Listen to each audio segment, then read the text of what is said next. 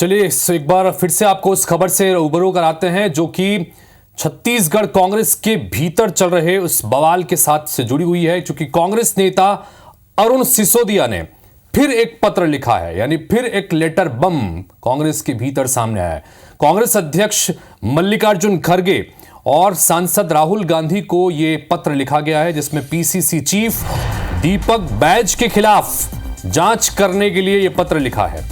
पूर्व सीएम भूपेश बघेल के खिलाफ भी कार्रवाई की मांग की गई है। कार्यकर्ताओं को स्लीपर सेल कहकर अपमानित करने का आरोप लगाया गया है। पहले लिखे पत्र पर कांग्रेस ने दरअसल नोटिस जारी किया था और इस नोटिस के जवाब में भी सिसोदिया ने फिर से कई आरोप लगाए हैं।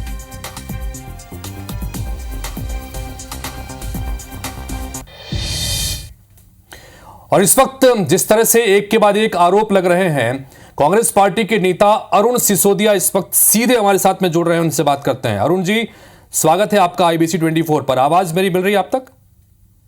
जी जी, शुक्रिया, धन्यवाद। अरुण सिसोदिया जी, एक चिट्ठी आपने अब और लिखी है, चूंकि आपको नोटिस दिया गया था इससे पहले जो चिट्ठी आपकी तरफ से लिखी गई थी, जो बयान दिए गए थे उसको लेकर। अब ये एक बार फिर से चिट्ठी आपने लिखी है और इस बार प्रदेश अध्यक्ष के ऊपर भी आपने आरोप लगाए हैं, जांच की बात कही है। क्या कुछ कहना है आपको इस चिट्ठी को लेकर? देखिए, मैं सर्वप्रथम ये स्पष्ट कर देना चाहता हूं कि मैंने जो अभी नोटिस मिला था उस नोटिस का जवाब दीपक बैज जी को दिया जी। और उस नोटिस में मैंने जो बिंदु थे 13 बिंदु मैंने अपने प्रदेश अध्यक्ष को दे दिए, लेकिन दीपक बैज जी पे मैंने कोई भी आरोप नहीं लगाया, ना ही जांच की मांग की। ये पता नहीं कैसे ये बोल सकते हैं मिस इंटरप्रिटेशन हुआ है कि मैंने दीपक बैज जी पे आरोप लगाया। मैंने सिर्फ और सिर्फ अपने नोटिस के जवाब को विस्तृत रूप से प्रेषित किया है। मैंने भूपेश बघेल जी पे ये जरूर कहा है प्रदेश अध्यक्ष से, क्योंकि अगर मैं प्रदेश अध्यक्ष को पत्र लिख रहा हूं तो प्रदेश अध्यक्ष के खिलाफ थोड़ी ना लिखूंगा। प्रदेश अध्यक्ष से मांग किया हूं कि संघ का प्रमुख होने के नाते आप जो है भूपेश बघेल जी ने जब कांग्रेस के कार्यकर्ताओं को स्लीपर सेल जैसी संज्ञा दी है, जो कि अलोकतांत्रिक शब्द भी है और कार्यकर्ताओं का अपमान भी है, उन पे अनुशासनात्मक कार्रवाई होनी चाहिए, ये मैंने कहा है। दीपक बैज जी को जो पत्र लिखा है उसी की प्रति मैंने खड़गे जी, वेणुगोपाल जी को भेजी है, कोई अलग से पत्र मैंने नहीं दिया है। जी, तो सिसोदिया जी, जिस तरह से इससे पहले भी आपने गंभीर आरोप लगाए कि कई इस तरह की चीजें पार्टी के भीतर हो रही थी जो ठीक नहीं है, क्या इससे पहले जब कांग्रेस पार्टी सत्ता में थी तब भी आपने इस तरह की कोई आवाज उठाई थी, कोई विरोध किया था कि जो हो रहा है ये गलत हो रहा है, इसे ठीक करने की आवश्यकता है? देखिए, सबसे पहली बात है कि जब पीछे हम संगठन में 4 साल तक महामंत्री रहे और लगातार संगठन में सक्रिय भूमिका निभाते रहे, तो हमने प्रदेश अध्यक्ष जो मोहन मरकाम जी थे उनके संज्ञान में कुछ चीजें लाई, पर वो भी मुझे ऐसा लगा कि वो बेबस रहे, क्योंकि उस समय चलती थी सिर्फ एक ही व्यक्ति की चलती थी और उनकी टीम की चलती थी। चाहे वो कोष के मामले में हो, चाहे निर्णय के मामले में हो, हर जगह भूपेश बघेल जी का पूरी तरीके से हस्तक्षेप रहता था, उनके अनुसार होता था। हमने प्रभारी शैलजा जी थी, उनके संज्ञान में भी सारी बातें लाई, इवन बहुत सारी चीज हमने लिखित में भी और बहुत सारी चीजें करीब 10 बार 1-to-1 बैठक में अकेले बैठ के भी बहुत सारी चीजें रखी, लेकिन समाधान हुआ नहीं।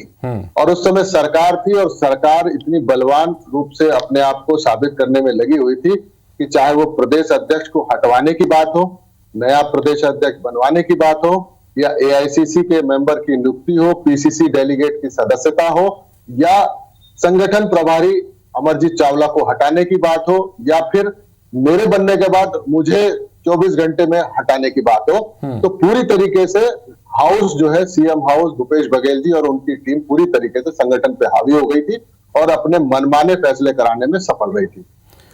सिसोदिया जी, अब चूंकि आपने चिट्ठी, जो पहली चिट्ठी लिखी थी, 6.25 करोड़ रुपए के सीधे सीधे आपने गड़बड़ी के आरोप लगाए थे कि एक ऐसी कंपनी को ठेका दे दिया गया, और आपने कुल मिलाकर ये इसलिए भी गंभीर है क्योंकि पार्टी के अपने ही फंड्स पे इसमें कम से कम भ्रष्टाचार के आपने आरोप लगाए थे। उसके संदर्भ में, उसके मामले में आपको एक नोटिस दिया गया, उस नोटिस के जवाब में भी आपने फिर से वो बातें कही हैं, और इस बीच पूर्व मुख्यमंत्री भूपेश बघेल की तरफ से कार्यकर्ताओं के संदर्भ में जो स्लीपर सेल की बात कही गई थी, क्या अब आपकी इन चिट्ठियों का कोई जवाब आप तक मिला है या किसी नेता ने आपसे आकर बातचीत की है? नहीं, ऐसा सौभाग्य मुझे नहीं मिला है। लेकिन मैं आपको स्पष्ट कर दूं कि ये सारी बातें अभी तक मैंने पत्र के माध्यम से केंद्रीय नेतृत्व को भेजा था। अभी मैंने राहुल गांधी जी, खड़गे जी, सोनिया जी, वेणुगोपाल जी से समय मेल के जरिए मांगा है। मुझे मिलेगा तो मैं निश्चित दिल्ली जाके सारे दस्तावेज अपने वरिष्ठ नेताओं को जरूर पहुंचाऊंगा। ठीक है अरुण जी, बहुत बहुत शुक्रिया IBS 24 से बातचीत करने के लिए। तो अरुण जी का कहना है कि किसी नेता ने उनसे बातचीत नहीं की है। और अब बात करते हैं अरुण सिसोदिया की, जिनका एक और लेटर बम सामने आया है, जिसके जरिए कांग्रेस पार्टी के अंदर चल रही अंतरकला एक बार फिर से सामने आई। छत्तीसगढ़ के कांग्रेस नेता हैं अरुण सिसोदिया। एक बार फिर से अपनी ही पार्टी के आला नेताओं के खिलाफ मोर्चा उन्होंने खोला है। अरुण सिसोदिया ने अब पार्टी के राष्ट्रीय अध्यक्ष मल्लिकार्जुन खड़गे और राहुल गांधी, जो कि पार्टी के सांसद हैं, उनको पत्र लिखा है, जिसमें उन्होंने PCC चीफ दीपक बैज के खिलाफ जांच कराने की मांग की है। साथ ही पूर्व CM भूपेश बघेल के खिलाफ भी कार्रवाई के लिए लिखा है, जिसमें उन्होंने लिखा है कि पूर्व CM बघेल ने कांग्रेस कार्यकर्ताओं को स्लीपर सेल कहकर अपमानित किया है।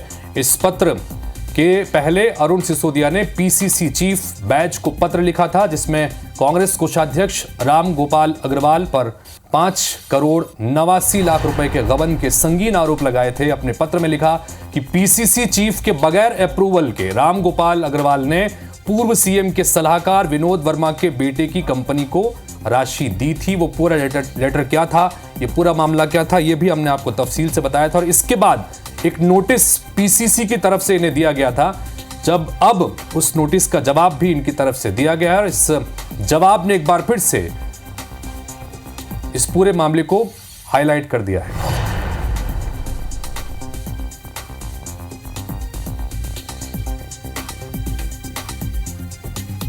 तो कुल मिलाकर जिस तरह से पार्टी के भीतर पार्टी के ही कार्यकर्ता लगातार पार्टी की कार्यप्रणालियों को लेकर, पार्टी के नेताओं को लेकर सवाल खड़े कर रहे हैं, लोकसभा चुनाव से पहले पार्टी की चुनौतियां छत्तीसगढ़ में लगातार बढ़ती नजर आ रही है। और इस वक्त हमारे साथ में कांग्रेस पार्टी के नेता अरुण सिसोदिया सीधे जुड़ गए हैं, उनके पास चलते हैं। अरुण जी, बहुत बहुत स्वागत है आपका IBC 24 पर। जानना चाहेंगे आपको कि आपने जो पहले चिट्ठी लिखी थी, जिसमें आपने 6.25 करोड़ रुपए के हेरा फेरी का अवैध तरह से आवंटन का आरोप लगाया था, फिर पार्टी की तरफ से आपको नोटिस दिया गया था, अब आपने उसका जवाब दिया है। क्या जवाब दिया गया अरुण जी आपकी तरफ से? देखिए, सबसे पहली बात है कि जो विषय मैंने उठाया था वो विषय पहले से ही 8 फरवरी से ही सोशल मीडिया, प्रिंट मीडिया में छप चुका था। वो विषय मैंने प्रदेश अध्यक्ष को एक पत्र लिखकर, राष्ट्रीय अध्यक्ष को पत्र लिखकर ये जानकारी दी थी कि एक तरफ पार्टी जो है आर्थिक बहुत परेशानियों से जूझ रही है, दूसरी तरफ 6 करोड़ लगभग का भुगतान और अन्य बहुत सारे ऐसे भुगतान जिसकी आवश्यकता नहीं थी, जो गैर जरूरी थे, वो राम गोपाल अग्रवाल जी व उनकी टीम के द्वारा किया गया, जिसमें कि एक ऐसी कंपनी को भुगतान किया गया जिस कंपनी का 10 लाख रुपए का एसेट था मात्र, और उस कंपनी को 6 करोड़ का ठेका दे दिया गया।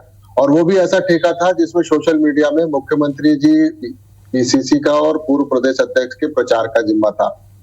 लेकिन वो अगर उसका विश्लेषण करें तो वो गैर जरूरी था, क्योंकि उस पैसों का कहीं कोई काम की आवश्यकता ही नहीं थी, क्योंकि मुख्यमंत्री जी का तो प्रचार प्रसार सरकार के द्वारा होता है। INC में हमारे सोशल मीडिया के सेल के लोग हैं, वो काम करते हैं, और मोहन मरकाम जी का प्रचार तो मुझे कहीं भी दिखा ही नहीं। तो मैंने यह बात उठाई थी, जिसके बाद मुझ पर आरोप लगा कि मैंने ये आरोप जो है सार्वजनिक मीडिया में या आपके पत्र को मैंने वायरल किया। लेकिन मैंने उसका जवाब दिया कि मैंने ऐसा कोई पत्र या ऐसी कोई भी चीज मैंने संगठन की वायरल नहीं की है। बनस्पत मैंने जो पहले आ चुका था उसको दिया है, और मैंने सारी बातें अपने नोटिस के जवाब में दे दी। तो क्या अरुण जी, ये जो पूरे चिट्ठी पहले सामने आई, आप ये कह रहे हैं कि आपने उसे सार्वजनिक नहीं किया, लेकिन वो जो चिट्ठी में आरोप आपने लगाए बड़े गंभीर आरोप हैं, क्या पार्टी के किसी जिम्मेदार नेता ने आपसे बातचीत की है इन आरोपों को लेकर, या आपको नोटिस जो दिया गया है सिर्फ वहीं तक सीमित है? क्या कुछ इस पर कहेंगे? देखिए, मुझे नोटिस मिला है, उसके बाद किसी के द्वारा या मेरे द्वारा भी कहीं भी किसी वरिष्ठ से संपर्क नहीं किया गया है। और उसके पीछे जो मेरी सोच है कि जब सच कहा है तो फिर सच कहने से डरना क्या। और दूसरा, आपने पहले शब्द में कहा कि दीपक बैज जी के खिलाफ हमने शिकायत की है। मैंने दीपक बैज जी से ही शिकायत की है। अच्छा। दीपक बैज जी की शिकायत नहीं की। मेरी शिकायत राम गोपाल अग्रवाल जी, विनोद वर्मा जी और भूपेश बघेल जी पे अनुशासनात्मक कार्रवाई की बात की है, कि जिन्होंने कांग्रेस के उन कार्यकर्ताओं को स्लीपर सेल कहा जिन्होंने खून पसीना बहाकर उन्हें मुख्यमंत्री बनाया। और ये अलोकतांत्रिक शब्द है। ये स्लीपर सेल जो होता है आतंकवादी संगठनों में होता है, नक्सली संगठनों में होता है। ये ऐसे शब्द है जो कि एक पूर्व मुख्यमंत्री को कार्यकर्ताओं के लिए किसी भी दशा में नहीं कहना चाहिए था, लेकिन उन्होंने कहा। इसका मैंने विरोध किया और अभी मैंने राष्ट्रीय नेतृत्व से समय के लिए मांग किया है और मैं जल्दी अगले लेकिन जो हफ्ते में आपको दिल्ली नोटिस जाकर सिसोदिया जी दिया गया है, उस नोटिस में यह कहा गया है कि आपके इन हरकतों से या आपकी इस चिट्ठी के जरिए पार्टी की छवि धूमिल हो रही है, इसलिए आपसे जवाब मांगा गया। और चुनाव से ठीक पहले छवि अगर धूमिल होती है तो उसका नुकसान होगा। नहीं, बिल्कुल मैं स्पष्ट करना चाहूंगा, इससे कोई धूमिल नहीं हो रही है। उल्टा कार्यकर्ता इस बात को लेकर आशान्वित है कि अगर ऐसे लोग जिनके कारण पार्टी का बड़ा नुकसान हो रहा था, होता आया 5 वर्षों तक, जिसके कारण सरकार चली गई, अगर इन पर एक्शन लिया जाता है, इसकी जांच होती है, इन सारे विषयों का निराकरण होता है, तो कार्यकर्ता पूरी ऊर्जा से लड़ेगा और भाजपा के जो चुनावी साम दाम दंड भेद की रणनीति को भेदने में सफल होगा। सिसोदिया जी, जैसे कि आपने चिट्ठी लिखी, वैष्णव जी भी, सुरेंद्र वैष्णव ने भी एक भरे मन से जिस तरह से अपना दर्द बयां किया, क्या ये माने कि पार्टी के आम जमीन से जुड़े कार्यकर्ताओं की सुनवाई पार्टी में नहीं हो रही है? वो कार्यकर्ता जो लगातार कई सालों से पार्टी के लिए मेहनत कर रहे हैं। देखिए, मैं तो लगभग 4 साल महामंत्री रहा प्रदेश में और साथ साथ मैं नांदगांव जिले का प्रभारी रहा। मेरे साथ ब्लॉक अध्यक्ष, जिला अध्यक्ष, प्रदेश पदाधिकारी निरंतर संपर्क में रहे, जुड़े रहे और पीसीसी की बैठकों में भी हमने मुख्यमंत्री जी और मंत्रियों के खिलाफ हमने बात कही कि ये समय नहीं देते हैं और जो प्रभारी मंत्री जिले में दौरा करते हैं वो सिर्फ सरकारी कार्यालयों तक सीमित होकर लौट जाते हैं। कार्यकर्ता निराश है, हताश है और जिसका परिणाम 2023 के चुनाव में मिला। मेरे जैसे आदमी को मुख्यमंत्री जी ने आज तक दरवाजे में 5 वर्षों तक घुसने नहीं दिया, ना अपॉइंटमेंट मिला। ऐसे पीसीसी के लगभग 40 में से आपके 35 ऐसे पदाधिकारी होंगे जिनको आज तक समय नहीं मिला। 36 जिला अध्यक्षों में से ऐसे 30 जिला अध्यक्ष होंगे जिनको कि मुख्यमंत्री ने समय नहीं दिया। तो सिसोदिया जी, क्या आपके इस वक्तव्य से यह माना जाए कि 5 साल तक जो शासन चल रहा था भूपेश बघेल सरकार का, एक तरह से तानाशाही चल रही थी, पार्टी के कार्यकर्ताओं की ही सुनवाई नहीं हो रही थी?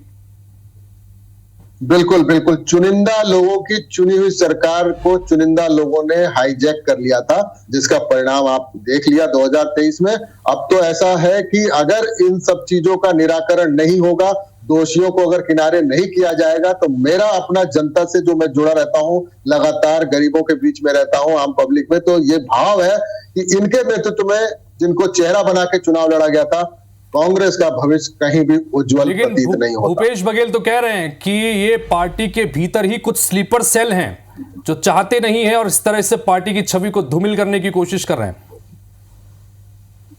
ये तो पूरा प्रदेश जानता है कि स्लीपर सेल की भूमिका किसने निभाई पिछले 5 वर्षों में और इनके इर्द गिर्द कौन लोग थे वो तो चिन्हित है। आप लोग अखबार से जुड़े हैं, समाचार पत्रों से, मीडिया से जुड़े हैं, आप तो उंगलियों में गिन लेंगे कि हर जिले में 2, 3, 4 इनके स्लीपर सेल सिर्फ इनके लिए काम कर रहे थे। कांग्रेस पार्टी और पंजा राहुल गांधी जी और खड़गे जी के लिए नहीं कर रहे थे। इसी कारण से कांग्रेस का हश्र हुआ है।